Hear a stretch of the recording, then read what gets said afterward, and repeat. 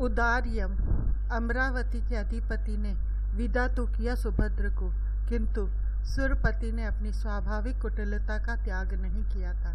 वे इसे नीति कहते हैं, और आप जानते हैं कि उच्च पद पर पहुंचने वाला प्रत्येक व्यक्ति नीति को कितना अनिवार्य मानता है। यद्यपि नीति का सामान्य अर्थ कूटनीति है, और वह व्यक्ति को सरल सहज तो रहने नहीं देती, शांत निश्चिंत भी नहीं रहने दिया करती। उसका काम ही सशंक रखना है। सुरेंद्र ने स्वर्ग के दक्षिण द्वार से सुभद्र को विदा किया। उनका अभिप्राय उसे यम के समीप पहुंचाना था। सचमुच सुभद्र संयमिनी पूरी ही पहुंचा, किंतु श्याम के स्वजन कहीं पहुंचे। सृष्टिकर्ता ने उनके लिए संकट की स्थिति तो बनाई ही नहीं है। स्वर्ग के स्वामी प्रमाद कर सकते थे। वे क्या हुआ कि 100 अश्वमेध करके शक्र हुए थे, सामान्य जीव ही थे, किंतु संयमिनी के स्वामी तो साधारण जीव नहीं होते। प्रचेता के समान वे भी कारक पुरुष होते हैं। वे 12 भागवतचार्यों में हैं। वे यदि प्रमादी होते तो कन्हई उनकी स्वसा का पाणी स्वीकार करता। आप उन्हें यमराज कहते हो, किंतु हैं वे धर्मराज। अपने उत्तर द्वार पर सुभद्र का स्वागत करने स्वयं उपस्थित मिले। उन्होंने परिचय पूछने के स्थान पर अर्घ्य अर्पित किया और सादर ले जाकर अपने सिंहासन पर बैठाकर पूजन करने लगे। जब कोई सविनय श्रद्धा सहित सत्कार करता है तब उसे स्वीकार करना ही पड़ता है। सुभद्र शांत बैठा रहा। पूजन पूर्ण हो जाने पर उसने पूछा, इस शांत भव्यपुरी का नाम? यह भयानक यमपुरी संयमिनी है। यमराज ने हाथ जोड़कर निवेदन किया, और जिसे आपने आज यह अर्चन का सौभाग्य दिया है, यह इसका सर्वथा अनधिकारी महेश्वासन अकरुण्यम है। यह संयमिनी है? सुभद्र ने चकित होकर चारों ओर देखा। इतनी भव्य और शांत संयमिनी, इतने विनम्र आप और आपके सहज सरल अनुचर, इस पुरी की एक विशेषता है। इसकी चारों दिशाओं में 4 द्वार है। यह भावपुरी प्रत्येक द्वार से आने वालों को भिन्न भिन्न रूपों में दिखती है। उसी के अनुरूप मैं और मेरे अनुचर भी दिखते हैं। उत्तर द्वार तो हमारा स्वागत द्वार है। इसी से देव ऋषि यदा कदा दया करके पधारते हैं। इसी से एक दिन यहाँ श्री संकर्षण के साथ स्वयं पुरुषोत्तम को पधारना है। यहाँ हमें धन्य करने आने वाले महापुरुष इसी द्वार से पधारते हैं। दंड पात्र पापी भी तो आते हैं यहाँ। सुभद्र को उनकी स्थिति देखने का कुतूहल जागा। वे हमारे दक्षिण द्वार से आते हैं, यम ने बतलाया, लेकिन आप उधर से आने की इच्छा करेंगे तो यह पूरी स्वयं आपके लिए अदृश्य हो जाएगी। सृष्टिकर्ता ने व्यवस्था ही ऐसी कर दी है कि यहाँ उचित अधिकारी को अपने अनुरूप द्वार से ही आना पड़ता है। आपके पूर्व और पश्चिम द्वार से कौन आते हैं? जब अपनी इच्छा अनुसार किसी द्वार से यहाँ आना संभव ही नहीं तो पूछकर ही जानना एकमात्र उपाय रहा। पूर्व द्वार से पुण्यात्मा या साधक आते हैं। उन्हें स्वर्ग अथवा अन्य उत्तम लोकों में भेजने की व्यवस्था यहाँ है। यमराज ने बहुत संक्षिप्त परिचय दिया। पश्चिम द्वार आगतों के लिए नहीं है। यहाँ की यातना से परिशुद्ध प्राणी उसी द्वार से धरा पर जन्म लेने जाते हैं। सब जीवों को यहाँ आना पड़ता है, केवल मर्त्य लोक के मनुष्यों को। धर्मराज ने कहा, जो कर्म योनि का प्राणी है उसी के कर्मों का निर्णय आवश्यक है। उनमें भी सब नहीं आते। जो योगी या पुण्यात्मा देवयान से जाकर परम पद पाने वाले हैं, वे अथवा मुक्त पुरुष यहाँ नहीं आते। श्री हरि के शरणागत उनके आश्रितों का तो मेरे यहाँ कोई विवरण ही नहीं रहता। उनके स्वामी ही उन्हें स्वधाम ले जाते अथवा उनकी व्यवस्था करते हैं। मुझे उन लोगों के संबंध में सोचने का भी अधिकार नहीं। आपके यहाँ कहीं नरक भी तो हैं? सुभद्र ने कहा, आप कृपा करके मुझे उन्हें देखने देंगे? मुझसे कोई अपराध हो गया? यमराज घबराकर खड़े हुए और सुभद्र के पैरों पर सिर धर दिया उन्होंने। आप मुझे क्षमा नहीं करेंगे? लेकिन मैंने तो आपके अपराध की बात कही नहीं। सुभद्र चौंक गया। आपने अभी कर्मलोक देखा भी नहीं है। यमराज ने कहा, आप वहाँ से सब मर्यादाएं भंग करके भी आए होते, वो भी हम आपका इसी द्वार से स्वागत करते। आपके सखा का मैं अत्यंत क्षुद्र सेवक आप नरकों की ओर से दूर से भी निकल जाए तो वे नष्ट हो जाएंगे। पुण्यात्मा प्राणी से कोई प्रमाद होता है तब उसकी परिशुद्धि नरक दर्शन का दंड बनती है। इसका अर्थ है कि मैं आपके यहाँ कुछ देख नहीं सकता। सुभद्र ने सिर झुकाकर सोचा, उसे अब पूछकर ही जो पता लगे वही जान सकेगा। उसने पूछा, आप प्राणियों को कितना दंड देते हैं? आप जानते हैं कि आपके सखा की उदारता का अंत नहीं है। दंड देने की बात तो वे तब सोचते हैं जब कोई उनके स्वजन का अपराध करे। यम ने कहा, उनके विधान में दया है, दंड नहीं है। मैं तो आपके विधान की बात पूछता हूँ। सुभद्र को अपने सखा का स्वभाव कहाँ अज्ञात है। मेरा विधान कैसा? सृष्टि में सभी ब्रह्मांडों में केवल उनका विधान ही चलता है। यमराज ने बतलाया, यह संयमनी का स्वामी तो उनके विधान को सक्रिय रखने वाला एक अत्यंत सामान्य सेवक है। आप किसी को दंड नहीं देते? सुभद्र को अद्भुत लगी यम की बात। परिशोधन के प्रयत्न का नाम ही दंड पड़ गया है। अब धर्मराज ने पूरी बात समझाई। कर्म योनि में जाकर प्राणी एक क्षण में इतने पाप या पुण्य कर लेता है कि उसका परिणाम उसे युगों तक प्राप्त होता रहे। अतः जब वह देह त्याग कर यहाँ आता है, उसके पुण्य या पाप इतने अधिक हुए कि किसी पार्थिव शरीर में जाने योग्य वह नहीं है, तब उसका प्रक्षालन करना आवश्यक हो जाता है। आप जानते हैं कि अंग राग को भी अंततः दूर करना पड़ता है। पुण्य अधिक हुए तो उसे भोग देह देकर पूर्व द्वार से स्वर्ग या उपयुक्त लोग भेज दिया जाता है। पाप अधिक हुए तो इस मल को दूर करने के लिए उसे यातना देह मिलता है। ऐसे अनेक मल होते हैं जो केवल धोने या रगड़ने से नहीं दूर होते। संताप आवश्यक होता है, इसमें कष्ट होता है प्राणी को, किंतु उसे स्वच्छ तो करना ही है, शोधन को सह सके। इसलिए यातना देह देकर उसे कम से कम कष्ट हो, ऐसा विधान है। वह जैसे ही पार्थिव किसी देह को भी पाने योग्य हो जाता है, एक क्षण भी उसे यहाँ रोका नहीं जाता। अंतर्यामी ऋषिकेश कर्म योनि के प्राणी को अपथ पर जाने से बार बार रोकते हैं। तनिक रुक कर यमराज सखेत बोले, लेकिन वह उनकी चेतावनी पर ध्यान नहीं देता, अपने को मलिन करने में सुख मानता है और तब उसे परिशुद्ध तो करना पड़ता है। आपके यहाँ सब प्राणियों का कर्म विवरण रहता है? सुभद्र ने पूछा। सबका कर्म विवरण ही कहाँ होता है? केवल मनुष्य ही कर्म योनि का प्राणी है। उसमें भी जो परम पद की इच्छा करते हैं उनको सर्वेश संभाल लेते हैं। उनकी प्रगति और भोग का विधान वे ही करते हैं। यमराज ने बतलाया, यहाँ केवल वे आते हैं जिन्हें कर्म चक्र में अभी पड़े ही रहना है। जिन भाग्यहीनों ने अभी इससे परित्राण की इच्छा ही नहीं की, केवल उनका कर्म विवरण हमारे चित्रगुप्त जी रखते हैं। आप उस विवरण के अनुसार दंड विधान करते हैं? सुभद्र ने चित्रगुप्त से पूछा, जो समीप ही हाथ जोड़े खड़े थे। मेरा नाम तो केवल विवरण रखना है, चित्रगुप्त ने ऐसे कहा जैसे वे अपने को निरपराध बतला रहे हो।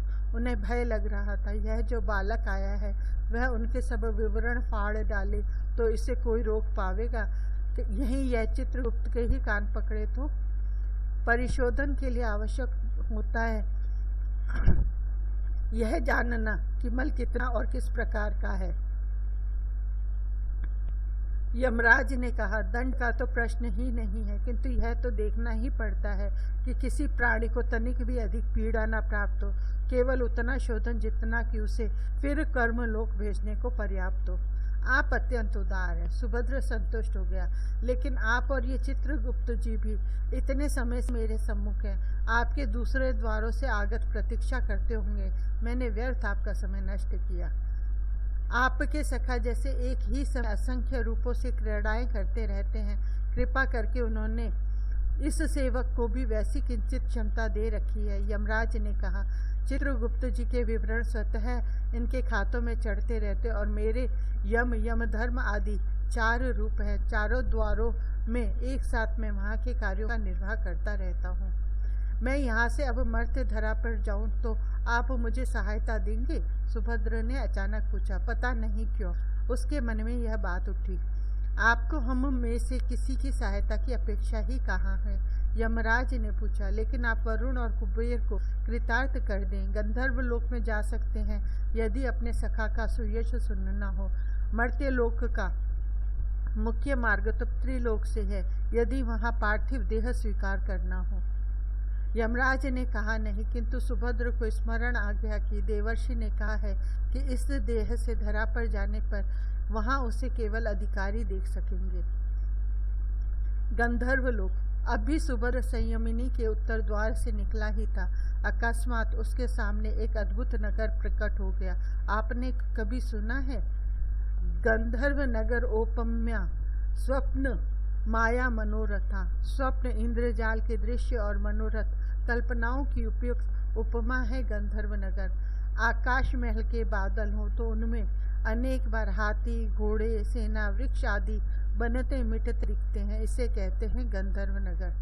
सुभद्र के सम्मुख जो नगर अकस्मात प्रकट हुआ था वह गगन में मेघों में प्रतीत होने वाले नगर से इस अर्थ में भिन्न था कि उसमें सभी रंग थे और उसके संपर्क में पहुंचा जा सकता था।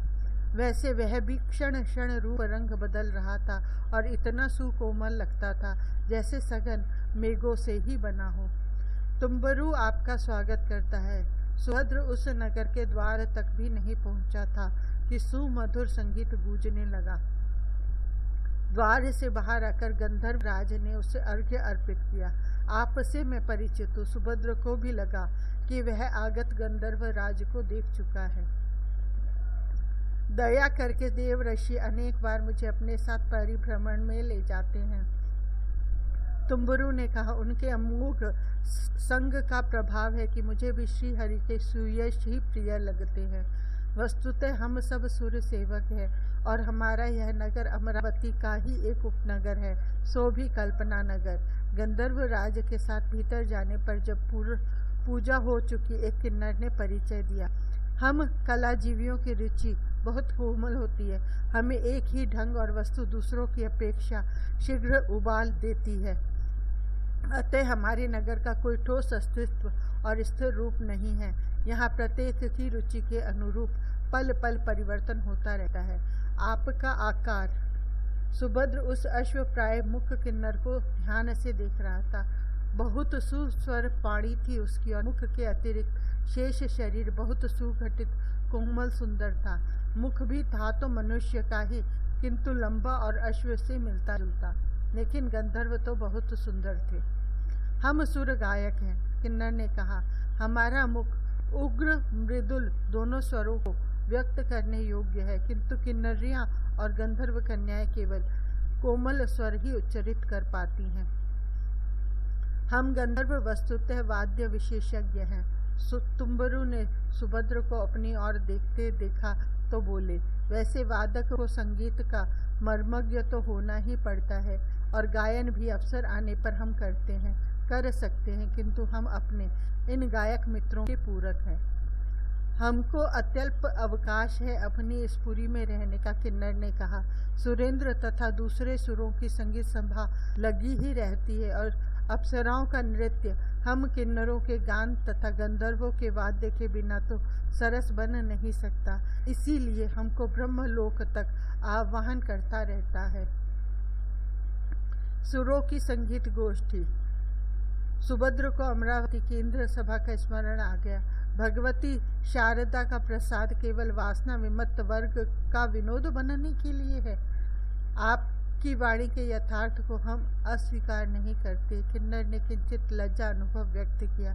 विडंबना यही है कि कलाजीवी प्रोत्साहन एवं प्रश्रय चाहता है। स्वयं अपनी संभाल और संग्रह में हम लग जाएं तो कला की साधना सेवा बनती नहीं, और ऐसा प्रश्रय प्रायः उसी वर्ग से मिलता है जिसे आप विलासी कहते हो।